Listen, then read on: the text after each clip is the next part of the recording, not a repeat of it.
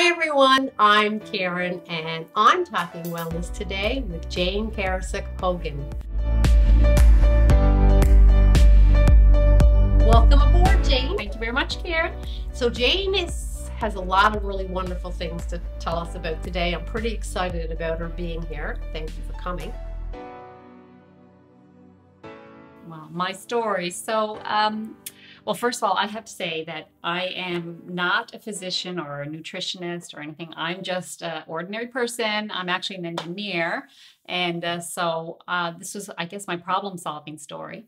So in 2016, after like a particularly stressful year with things I had going on in my life, I started to develop some pain, kind of migrate around. I started in my shoulder and I'd have to, put it on the sling. And sometimes it was my elbow and then my knees and my feet and my jaw, and it would all kind of switch around. I felt a little bit like someone had a voodoo doll and they were sticking pins in. And so I thought, okay, this is kind of strange, but it's kind of stressful right now. And as soon as this is done, I'm gonna be fine. And actually what happened was I didn't get better. I kind of got worse, and I got to the point where I could hardly walk. I was shuffling around like an old lady, and I couldn't make a fist with my hands, and really self-care was kind of getting very close to being out the window, which is kind of a very scary place to be. Yeah, you must have been terrified. Yeah, I was really like, if this is the way my life is going to be, I don't really like it. So, and at the time I was seeing my doctor, and the blood work wasn't showing up anything major, but she made an appointment with the rheumatologist. But she said, in the meantime, sometimes joint pain can be caused by things that you eat. And I thought that was a totally crazy idea, but I was in such pain, I thought, I'll try it. I'll try anything. And so she said gluten and dairy are, the common culprits. So why don't you try eliminating those and see where you go? So I did, and I actually eliminated sugar too, because the only time I had sugar was in baked things. So it was really gluten, dairy, sugar. And within about 5 days, my pain was cut in half. So I thought, okay, wow, there is something to this. I'm not surprised. No, you wouldn't be surprised. And I'm not surprised now, but at the time I thought, wow, yeah, food can affect your joints. Yeah, exactly. So, so I kind of really went about this from a problem-solving perspective. So I started doing all kinds of research. I researched online. I read lots of books. I just learned a lot about autoimmune disease. And along the way, I was diagnosed with rheumatoid arthritis, which is an autoimmune disease, totally different from regular arthritis. Can we address autoimmune disease? The way a lot of people describe autoimmune disease is it's the body attacking itself, which is a very negative kind of way to look at it, because our bodies want to be healthy. Our bodies don't want to attack self. But what happens is the immune system gets confused. It gets confused by what it's got to face and doesn't really know what to do with it. And we're doing that. We're doing that to our bodies because we're the ones confusing our immune system. I started looking at all this autoimmune and ways to eat, and getting books, and I kept seeing consistently this message about seeing a functional medicine practitioner. So I was like, what the heck is functional medicine?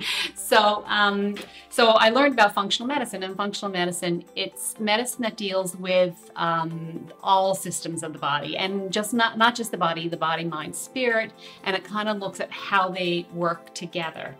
So they're not looking at one system separately. And the other thing is functional medicine addresses root causes as opposed to treating symptoms. Yes. So like for autoimmune disease, a lot of times the conventional medicine treatment is to, give immunosuppressants, suppress the immune system, but not really looking at any other systems. Yeah.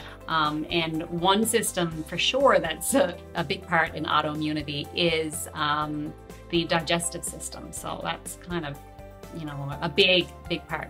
So Autoimmune disease, a lot of people think, oh, it's in my family, it's in my genes, and I don't have a choice. It's coming at me and I can't help it. It's not my fault. But genetics does play a part in it, but there's also environmental triggers, and there's also what's called leaky gut or intestinal permeability. Now, leaky gut has been, it's kind of, well, I don't know if you would call it a buzzword, but it's certainly out there. It doesn't sound that nice because it feels like you should be walking around kind of holding yourself together, but that's not exactly it. So it's another term for it is intestinal permeability. And so to go there, you need to kind of understand a little bit about the intestines. So the gut is really like all of your digestive tract. And most digestion occurs in the small intestine. The small intestine, it's called small, but it's actually got a huge surface area because it has all these villi like fingers. In fact, it's all lined with these villi.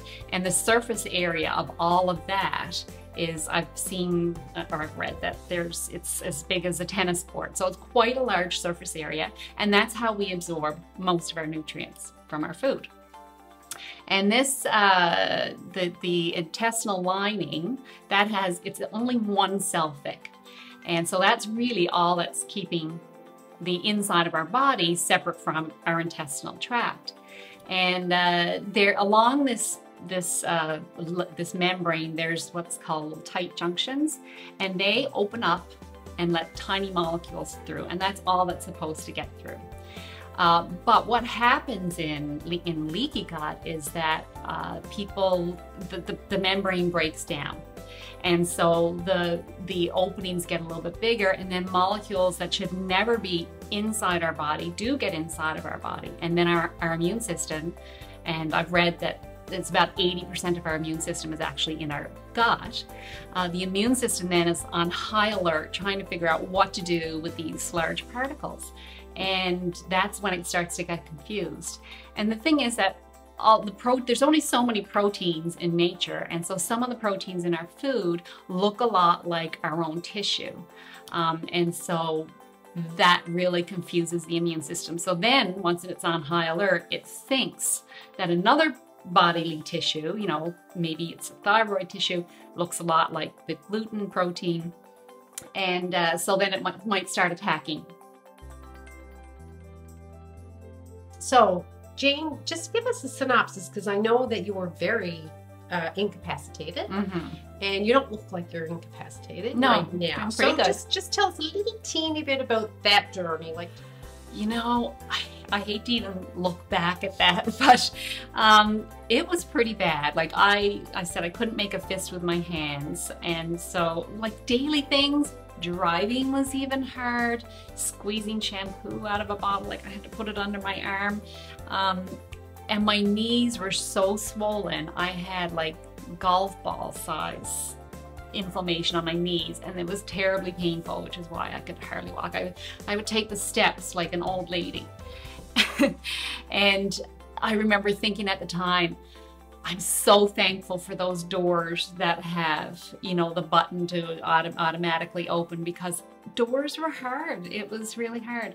But the gift in that is that I have a lot more empathy now when I see people that are limping or they're obviously in pain. I really think they're in pain, and that's not easy.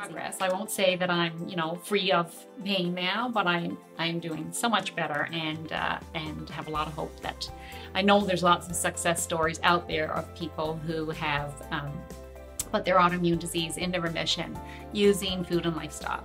okay. Oh, I've started a group in Corner Brook. Well, it's open to anyone who wants to come to Corner Brook. I got a Facebook page called Jane's Rheumatoid Arthritis Healing Support. And I've really called it Healing Support because I want it to be about healing. And I think, I talked about how the causes of autoimmune, and rheumatoid arthritis is one autoimmune disease, but it's partly genes, partly environment, and partly leaky gut, which is caused by food and so on. But I think there's real hope in that, because it means that people can take steps to improve their health. And and come to a healing place. So people can learn things there and share their stories. And it's a great place to go if you're suffering from rheumatoid arthritis and you want to get away from conventional means and find a more natural way. So we'll put a link below this to get you hooked up with Jane. So that's an amazing transformation, Jane. It sure is. It is. It's awesome. A lot of lifestyle changes. So really changed a lot about how I eat, and also sleep, made sleep a priority, and just keeping stress low in my life, and really just, I'm still on a healing path. And I'm just very conscious of always making that my priority, but it's working well for me. Good. It sure looks like it.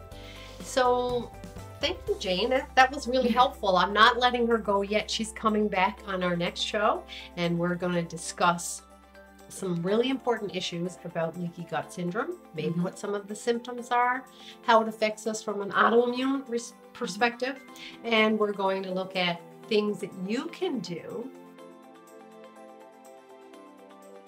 Anyway, we'll see you next week.